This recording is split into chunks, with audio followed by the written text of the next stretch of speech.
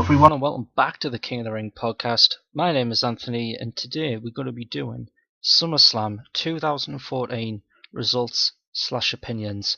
So as always, guys, make sure to leave your comments about the pay-per-view in the comments below, because in my opinion this was a great pay-per-view. So like I said, let us know what you think in the comments below, and make sure to subscribe for more of these coming out soon. So now that's all out the way, let's get started into the pay-per-view.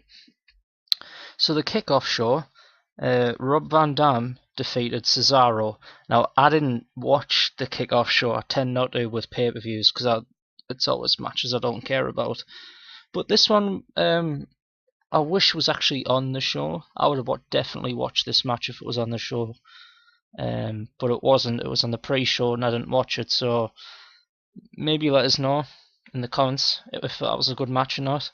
I should have probably watched it before doing this, but I just forgot about it. So the first match was a match that I did not care about at all, and that's the Intercontinental match. Now I love Dolph Ziggler, and I really wanted him to win, and he did win, so that's awesome. But the match itself, for me, I just didn't enjoy it. It didn't excite us in any way. And so Dolph Ziggler hits the zigzag on the Miz. 1, 2, 3. Dolph Ziggler's now the Intercontinental Champion. Personally, I think that Dolph Ziggler's only going to hold the belt until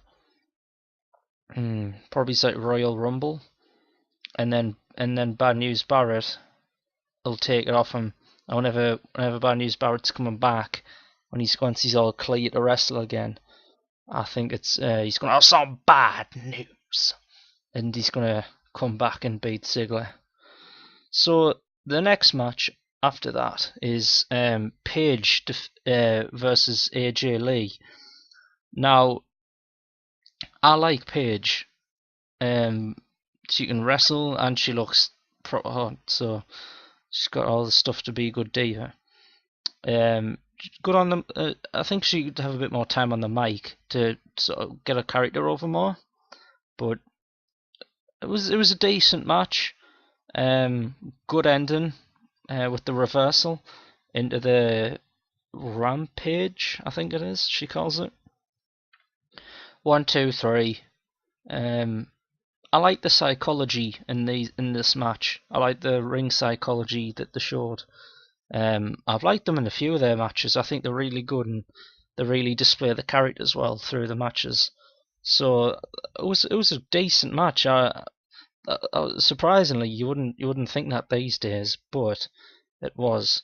And same for the next match as well. Pardon me. The next match is Rusev versus Jack Swagger in I think it was called a flag match. Now the ID was just retarded, but it was actually not a bad match. Like, I thought it was going to be awful, and there was some parts of it that were pretty boring, but there was quite a few good spots, and it made Jack Swagger look really strong. I mean, the finish where he passed out could have been done a bit better. I thought he personally should have made Rusev tap out or pinned him, depending on how they want Rusev to look. But it was a decent match. Had a few good spots. The crowd seem to get more into Jack Swagger every week, which is quite strange to see him more over than some other people. But that's how it is these days. Now this next match, I think was probably my favourite match of the night. Seth Rollins versus Dean Ambrose in the Lumberjack match. My God, this match was amazing. It had the spots, it had the moves, it had the psychology, the crowd were into it, and they're the main ingredients for a killer match. And Seth Rollins ended up defeating Dean Ambrose. Personally, if I was booking, I would have had Ambrose go over, and then Seth Rollins can be like, oh, it was a fluke and stuff like that.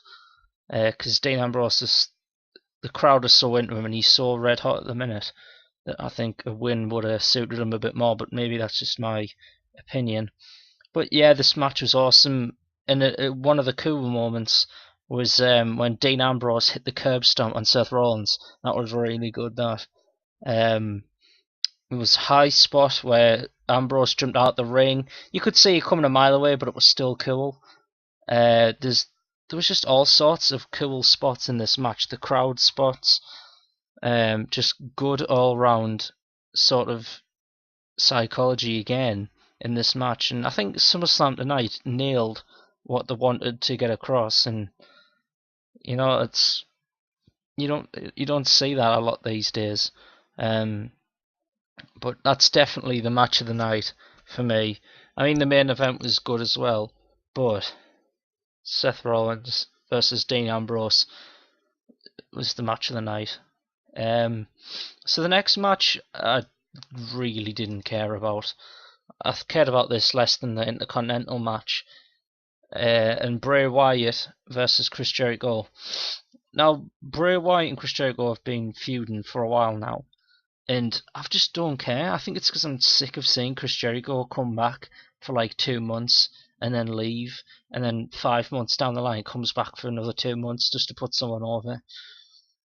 But yeah, it was an okay match. Had a few decent spots. Bray Wyatt getting the pin off the Sister Abigail. He did do another Sister Abigail to the barrier outside. That was pretty cool. Because I like that when he did that at Royal Rumble against Daniel Bryan. So that match was meh. The next match is Stephanie McMahon versus Brie Bella. Now, this match was an average match. There was, I don't know really what to say about it, but it was an okay match. And I mean, Stephanie hasn't wrestled in a while, so she was a little bit rusty, but she did okay. I just don't like Brie Bella at all. There was a funny bit at the end where she was putting the yes lock on Stephanie, and it looked so bad. It was the worst sort of crossface I've ever seen. You know what I mean? It was just awful. If you go back and watch it, look how shitty she puts that crossface on. We all know it's a crossface. It's not a yes lock. We all know deep down it's a crossface. But so Stephanie gets the pin. Nikki Bella turns on Brie Bella, and then Stephanie buries Brie Bella right in the middle of the ring with the pedigree, which I thought was awesome. I love it when Triple H was like, when like he said, I want you to pedigree in the middle of the ring and bury you right in SummerSlam, But it was a good match. I don't know what they're going to do with Nikki Bella turning heel. She was just getting a decent crowd reaction with that sort of like, I would say, was it like a baseball sort of gimmick? I don't even know. She wears like these baseball themed sort of like shirts, or like the style and that. It's really weird, but so we'll move on to the next match, which is Roman Reigns versus Randy Orton. Now, I don't like watching Randy Orton that much anymore. I think he's too predictable, and I don't know, he's just a bit slow and boring. You know what I mean? Where Roman Reigns is like, I don't know, he's a bit predictable as well. But surprisingly, there was a few good spots. I really loved the spear into a power slam. That was really good. That was probably the best spot of the match, along with a good RKO as well. I don't know what really to say about that match more than it was an average match where Roman Reigns came out on top and made him look pretty strong because he kicked out of a good RKO and whatnot. But I mean, like I said, that match has been building up for a month now, and I'm not into it. And I don't think a lot of people are. They just want to see Roman Reigns kick some ass. So leave a comment if you had any opinions on the Randy Orton and Roman Reigns feud. because that'll be interesting to read your guys' opinions. So the next match, we can talk a bit more about this. I mean, I've went quite quickly through a lot of these matches, but I mean, we can skip over them and talk about sort of the overall sort of opinion of things. So the main event, Brock Lesnar versus John Cena for the World Heavyweight title. Now, going into this, I thought this was going to be sluggish, really boring, and just stiff. I thought it was going to be a stiff match where there wasn't very many sort of, like high risk moves. And it turned out to be the complete opposite. I really enjoyed it. Brock Lesnar was doing German suplexes like good old Chris Benoit used to do back in the day on SmackDown. Oh man, it was good to see. Like, I marked out when he did the triple German. I was like, yes, Brock Lesnar, son. He did 16 German suplexes, and the best part is, John Cena, he sold the moves tonight. He made you believe that he had no chance against Brock Lesnar. And just tip my hat to John Cena. He did awesome. And normally we always whinge about how John Cena doesn't sell moves well. He sold those German suplexes really well. And some of them were brutal. Probably landing on the back of his neck. It was good to see that again. But there was a few good spots. A very quick F5 from the start.